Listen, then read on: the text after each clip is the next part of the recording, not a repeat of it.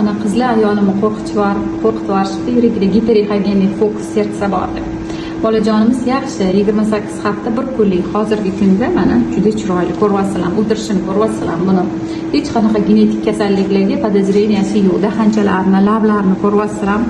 Yuragida fokus sertsa xavfli hisoblanmaydi. Dabavachniy xorda deyiladi hozirgi kunda. Ya'ni u qo'rqinchli narsa emas. Agar erta muddatlarda ko'rsak, 15-16 haftaliklarda ko'radigan bo'lsak, unda nima qilishimiz kerak bo'ladi? Albatta, traynoy test topshirib qo'yishimiz kerak bo'ladi u srokda.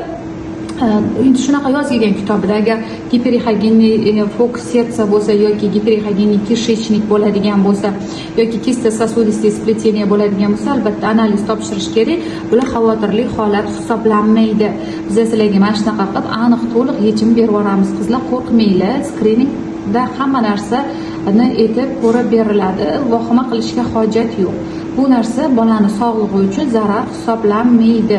Yurakdagi grubiy nuqsonlar bo'lsa mayli, giperechogenik fokus sertsa bu hech narsa emas.